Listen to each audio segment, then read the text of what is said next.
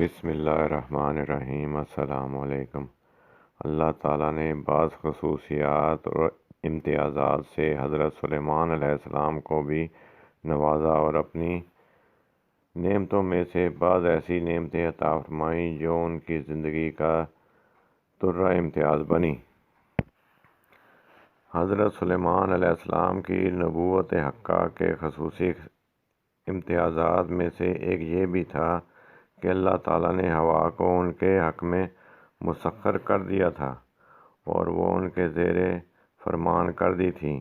چنانچہ حضرت سلیمان علیہ السلام جب چاہتے اس کے ذریعے صبح کو 1 مہینے کی مسافت اور شام کو 1 مہینے کی مسافت کے برابر سفر کر لیتے۔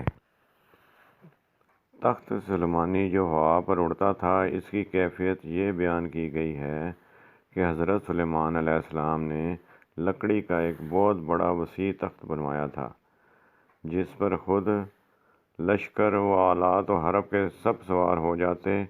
پھر یہ ہوا کو حکم دیتے، وہ اس عظیم الشان وسیع اور عریض تخت کو اپنے کاندھوں پر اٹھا کر جہاں حکم ہوتا وہاں لے جا کر اتار دیتی۔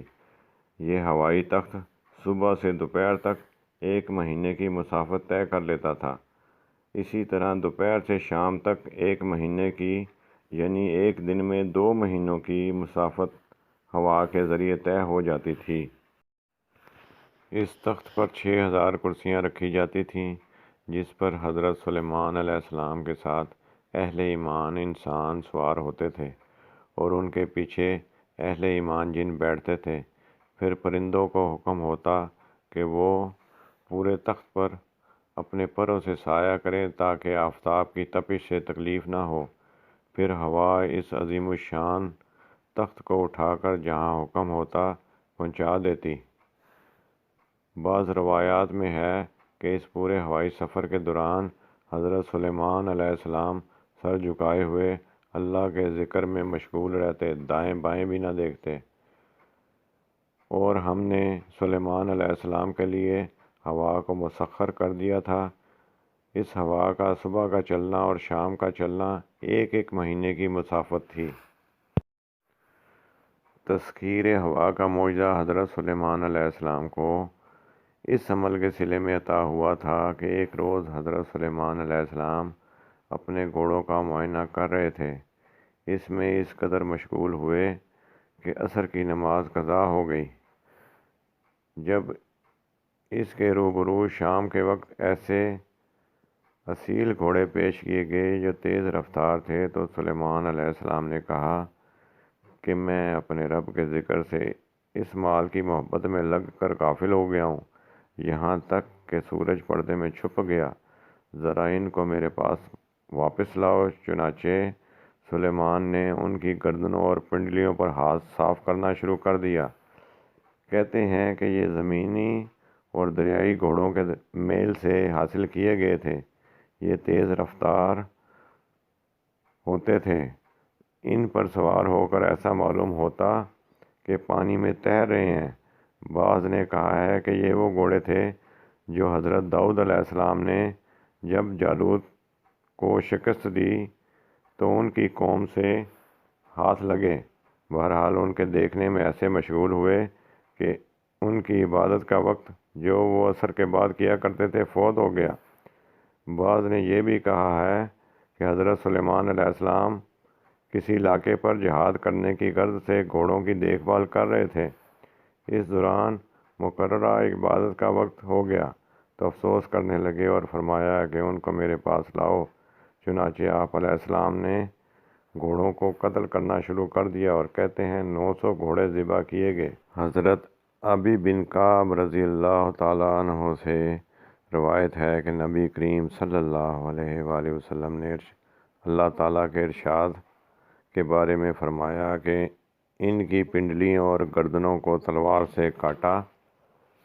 حضرت سلیمان علیہ السلام ایک فریضہ الہی یعنی جہاد کی ترتیب میں لگے ہوئے تھے، دوسرے فریضے سے غافل ہو گئے، اور یہ ایسی چیز ہے جو بسا اوقات واقع ہو جاتی ہے، جیسا کہ نبی صلی اللہ علیہ وآلہ وسلم کی غزوہ خندق میں خندق کھودتے ہوئے کئی نمازیں قضا ہو گئی تھیں، لیکن کسی خاص شغل کی وجہ سے اگر ایسا ہو جائے تو بڑے حضرات خصوصاً انبیاء علیہ السلام کو اس کا بڑا ملال ہوتا ہے۔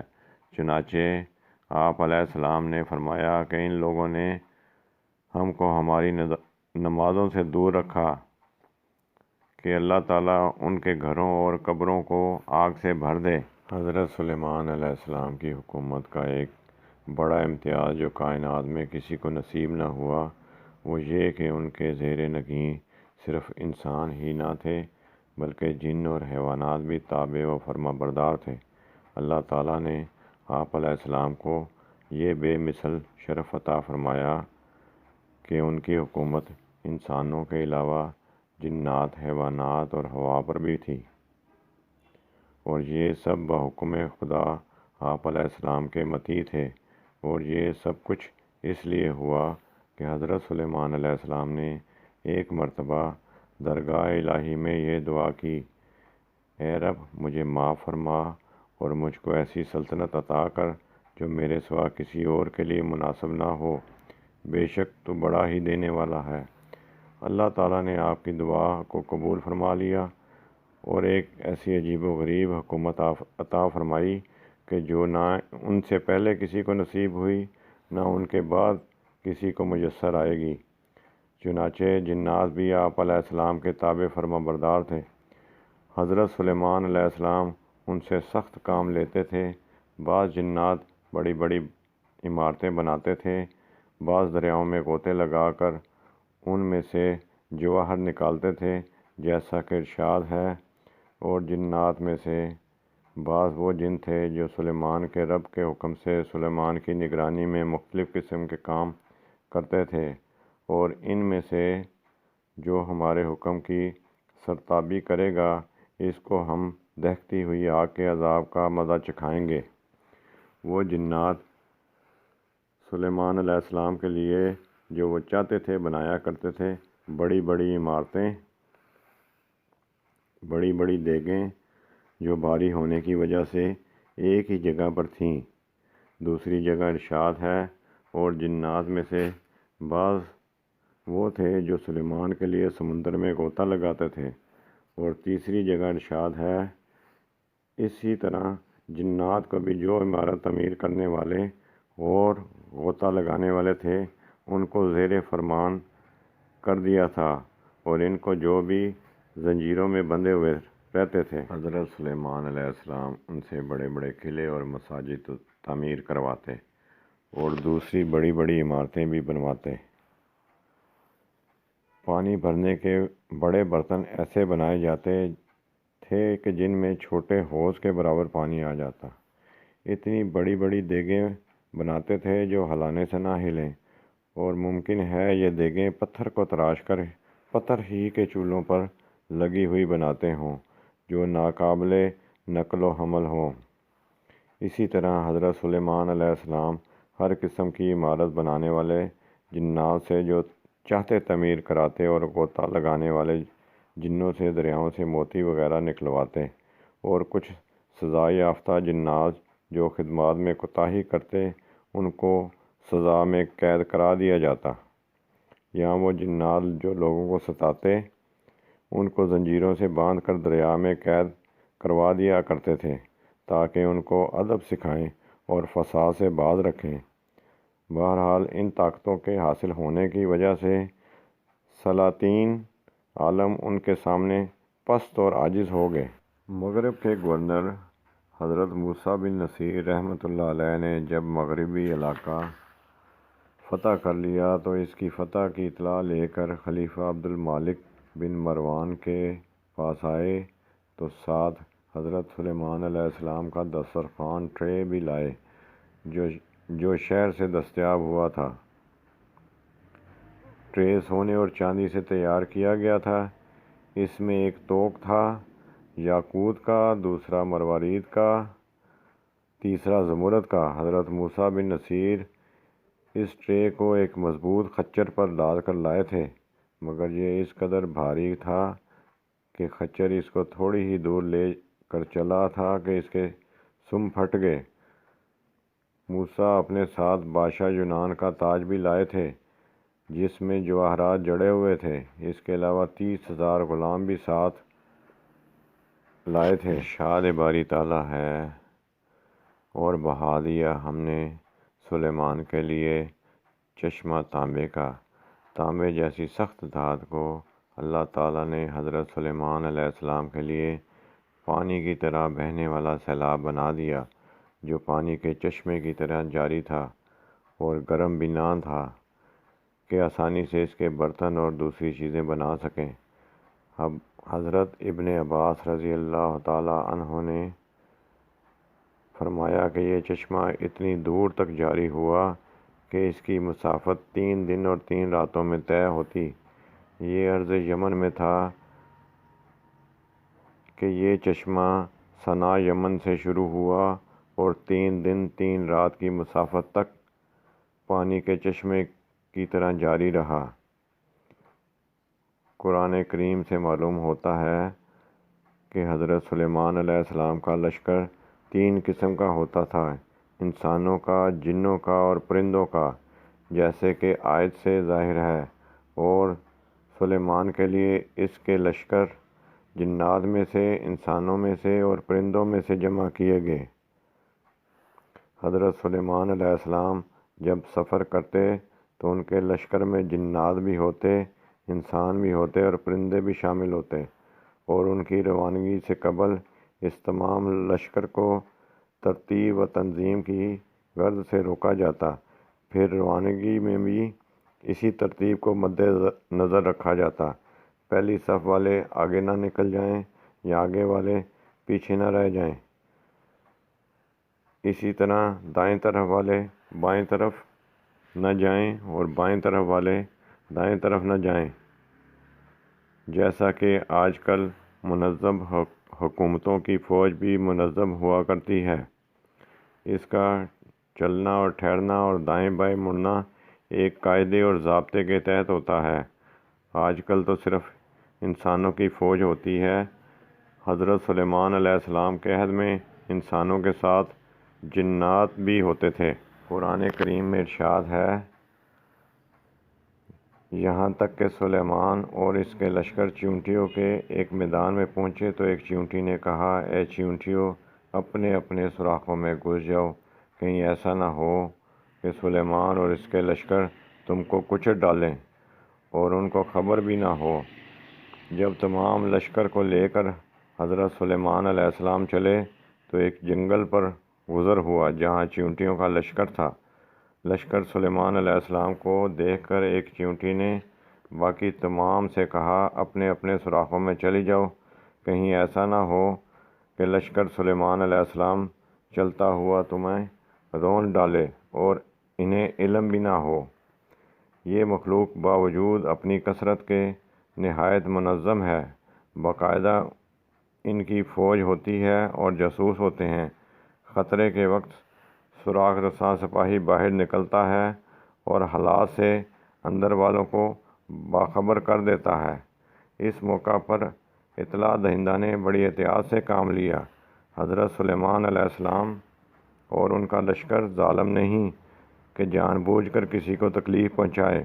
ہاں، بے خبری میں ایسا ہو سکتا ہے کہ تم لشکر کے راستے میں آ کر پس جاؤ، گزرنے والے کو خبر بھی نہ ہو۔ حضرت سلیمان علیہ السلام نے یہ بات سن لی اور چیونٹی کی فراست اور کلام میں احتیاط پر آپ علیہ السلام کو ہنسی آ گئی اور اللہ تعالیٰ کی اس نعمت سے متاثر ہو کر اللہ تعالیٰ سے دعا میں اعلیٰ توفیق طلب کی اور پسندیدہ کاموں کے بجا لانے کی دعا کی اور انبیاء علیہ السلام کی جماعت میں شامل رہنے کی دعا کی۔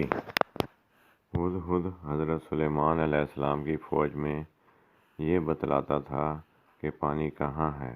زمین کے اندر کا پانی اسے اس طرح دکھائی دیتا تھا جیسے زمین کے اوپر کی چیزیں لوگوں کو نظر آتی ہیں۔ جب حضرت سلیمان علیہ السلام جنگل میں ہوتے تو اس سے دریافت فرماتے کہ پانی کہاں ہے، یہ بتلا دیتا کہ فلاں جگہ پر ہے۔ حضرت سلیمان اسی وقت جنات کو حکم دیتے اور کنواں کھود لیا جاتا۔ ایک دن اسی طرح جنگل میں تھے، پرندوں کی تفتیش فرمائی تاکہ ہدہد کے ذریعے پانی کی تلاش کروائیں۔ اتفاق سے ہدہد موجود نہ تھا۔ اس پر آپ علیہ السلام نے فرمایا کہ آج ہدہد نظر نہیں آتا، کیا پرندوں میں وہ کہیں چھپ گیا ہے یا وہ حاضر ہی نہیں ہے؟ آپ علیہ السلام نے فرمایا اگر اس نے اپنی غیر حاضری کی معقول وجہ بتائی تو خیر، ورنہ اسے سخت سزا دوں گا۔ اتنے میں ہدہد آ گیا۔ پرندوں نے کہا آج تیری خیر نہیں، حضرت سلیمان علیہ السلام تیری سزا کا عہد کر چکے ہیں۔ اس نے کہا یہ بتاؤ کہ ان کے الفاظ کیا تھے؟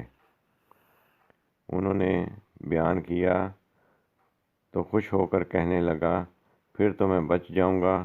چنانچہ ہدہد حضرت سلیمان علیہ السلام کے دربار میں پیش ہوا اور کہنے لگا اے نبی اللہ، میں ایک ایسی خبر لے کر آیا ہوں جو آپ علیہ السلام کے پاس نہیں ہے۔ میں سبا سے آ رہا ہوں اور پختہ یقینی خبر لایا ہوں۔ اس کی بادشاہی ایک عورت کو کرتے ہوئے میں نے پایا ہے۔ اس کے وزیر اور مشیر 312 افراد ہیں اور ان میں سے ہر ایک کے تخت 12,000 کی جمعیت ہے۔ اس کی زمین کا نام مارب ہے، یہ صنعا سے 3 میل کے فاصلے پر ہے۔ دنیاوی ہر قسم کی ضروریات اسے مہیا ہیں۔ اس کا نہایت شاندار قسم کا تخت ہے جس پر وہ جلوہ افروز ہوتی ہے جو سونے سے بنا ہوا ہے۔ یہ 80 ہاتھ اونچا اور 40 ہاتھ چوڑا ہے اور 600 عورتیں ہر وقت اس کی خدمت میں کمر بستہ رہتی ہیں۔ اس کا دیوان خاص جس میں یہ تخت ہے بہت بڑا ہے، بلند و بالا اور کشادہ ہے۔ اس کے مشرقی حصے میں 360 طاق ہیں اور اتنے ہی مغربی حصے میں بھی ہیں۔ اسے اس طرح بنایا گیا ہے کہ ہر روز سورج ایک طاق سے نکلتا ہے اور اسی کے مقابل والے طاق سے غروب ہوتا ہے۔ اہل دربار صبح شام اسے سجدہ کرتے ہیں۔ سب لوگ آفتاب پرست ہیں، خدا پرست کوئی نہیں۔ اس ملکہ کا نام بلقیس بنت شرحیل ہے۔ اس کا دادا پورے ملک یمن کا بادشاہ عظیم تھا جس کی اولاد میں 40 لڑکے ہوئے جو سب کے سب بادشاہ بنے۔ اس کے والد نے ایک جنیہ عورت سے نکاح کر لیا تھا، اسی سے بلقیس پیدا ہوئی۔ جنیہ سے نکاح کرنے کی مختلف وجوہ بیان کی گئی ہیں۔ ایک یہ کہ یہ اپنی حکومت و سلطنت کے غرور میں لوگوں سے کہتا تھا کہ تم میں میرا کوئی کفو نہیں ہے، اس لیے میں نکاح ہی نہیں کروں گا، کیونکہ غیر کفو میں نکاح مجھے پسند نہیں۔ اس کا یہ نتیجہ ہوا کہ لوگوں نے اس کا نکاح ایک جنیہ سے کرا دیا۔ ہدہد کی خبر سنتے ہی حضرت سلیمان علیہ السلام نے اس کی تحقیق شروع کر دی کہ اگر یہ سچا ہے تو قابل معافی ہے، اگر جھوٹا ہے تو قابل سزا ہے۔ اس سے فرمایا کہ یہ میرا خط ملکہ بلقیس کو دے آ۔ ہدہد اس خط کو لے کر سفر پر روانہ ہو گیا۔ وہاں پہنچ کر ملکہ بلقیس کے محل میں گیا۔ وہ اس وقت خلوت خانے میں تھی۔ اس نے ایک طاق میں سے وہ خط اس کے سامنے رکھ دیا اور ادب کے ساتھ ایک طرف ہو گیا۔ خط کا مضمون یہ تھا۔ مضمون خط صرف اسی قدر تھا کہ میرے سامنے سرکشی نہ کرو، میری بات مان لو، تکبر سے کام نہ لو، مخلص اور مطیع بن کر میرے پاس چلے آؤ۔ بلقیس نے مہر توڑ کر خط پڑھا۔ مضمون کو دیکھ کر اپنے امراء وزراء کو جمع کیا اور کہنے لگی کہ ایک خط میرے سامنے ڈالا گیا ہے۔ پھر خط کا مضمون پڑھ کر سب کو سنایا اور ان سے مشورہ طلب کیا اور کہنے لگی کہ تم جانتے ہو کہ میں جب تک تم سے مشورہ نہ لوں تنہا کسی امر کا فیصلہ نہیں کرتی۔ بلقیس نے کہا اے اہل دربار، تم مجھ کو میرے معاملے میں مشورہ دو۔ میں اس وقت تک کسی بات کا قطعی فیصلہ نہیں کیا کرتی جب تک تم لوگ میرے پاس نہ موجود ہو۔ اہل دربار نے کہا کہ ہم پورے طاقتور اور سخت جنگجو ہیں اور حکم کا اختیار آپ کو حاصل ہے، سو آپ دیکھ لیں جو ہم کو حکم دینا ہے۔ اہل دربار نے جواب دیا کہ مرغوب ہونے کی ضرورت نہیں، جہاں تک لڑائی کا تعلق ہے تو دشمن سے مقابلہ کرنے کے لیے ہم بالکل آمادہ اور تیار ہیں اور ہتھیاروں سے لیس ہیں، لیکن لڑائی کا معاملہ آپ کے اختیار میں ہے، آپ خود سوچ لیں۔ اہل دربار نے اپنے تعاون کا یقین دلایا، لیکن سمجھدار ملکہ نے خط ملنے کا ایک کھلا معجزہ بھی دیکھ لیا تھا اور یہ بھی معلوم کر لیا تھا کہ حضرت سلیمان علیہ السلام کے لشکر کے مقابلے میں میرا لشکر کوئی حقیقت نہیں رکھتا۔ اگر لڑائی کی نوبت آئی تو علاوہ ملک کی بربادی کے میں بھی سلامت نہ رہ سکوں گی۔ اس لیے اس نے وزیروں اور مشیروں سے کہا، اس وقت لڑنا اور اعلان جنگ کرنا مناسب نہیں، کیونکہ اگر فریق مخالف کو فتح اور غلبہ حاصل ہو گیا تو فتح حاصل کرنے والوں کی عام حالت یہ ہے کہ جس بستی میں وہ غلبہ کے بعد گھستے ہیں تو اسے برباد کر ڈالتے ہیں، وہاں کے بڑے بڑے عزت دار لوگوں کو ذلیل کرتے ہیں، ان سے حقارت آمیز سلوک اور برتاؤ کرتے ہیں۔ یہ لوگ بھی ایسا ہی کریں گے، ہمارے شہر کو تہہ و بالا کر دیں گے۔ اس لیے فی الحال جنگ کا اعلان مناسب نہیں۔ میں سردست ان لوگوں کی طرف کچھ تحائف بھیجتی ہوں تاکہ ان کا ذوق معلوم ہو جائے، وہ کیا چیز پسند کرتے ہیں۔ اگر کچھ لے دے کر پیچھا چھوٹ جائے تو اچھا ہے۔ چنانچہ اس نے ہر قسم کے تحائف روانہ کیے، جن میں بیش قیمت جواہرات، گھوڑے، خوبصورت باندیاں تھیں۔ تاریخی اسرائیلی روایات میں بلقیس کی طرف سے آنے والے قاصد اور تحفوں کی بڑی تفصیلات ہیں۔ اتنی بات پر سب روایات ہیں کہ تحفے میں کچھ سونے کی اینٹیں اور کچھ جواہرات کے علاوہ 100 غلام اور 100 کنیزیں تھیں، مگر کنیزوں کو مردانہ اور غلاموں کو زنانہ لباس میں بھیجا تھا، اور ساتھ ہی بلقیس کا ایک خط بھی تھا جس میں حضرت سلیمان علیہ السلام کے امتحان کے لیے کچھ سوالات تھے۔ تحفوں کے انتخابات میں بھی ان کا امتحان مقصود تھا۔ حضرت سلیمان علیہ السلام کو حق تعالیٰ نے اس کے تحفوں کی تفصیلات ان کے پہنچنے سے پہلے ہی بتلا دی تھی۔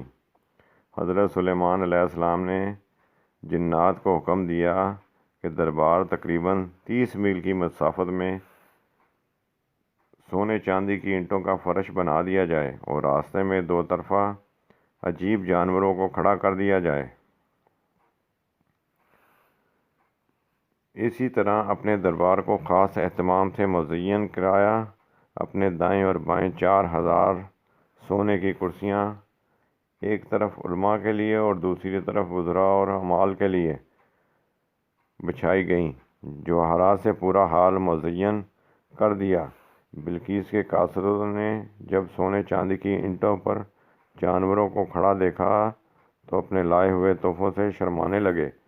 بعض روایات میں ہے کہ اپنی سونے کی اینٹیں وہیں ڈال دیں۔ پھر جنات کی صفیں دیکھیں تو بے حد مرعوب ہو گئے، مگر دربار تک پہنچے اور حضرت سلیمان علیہ السلام کے سامنے حاضر ہوئے تو آپ علیہ السلام نے خندہ پیشانی سے پیش آئے اور مہمانوں کا اکرام کیا، مگر ان کے تحفے واپس کر دیے اور بلقیس کے سب سوالوں کے جواب دیے۔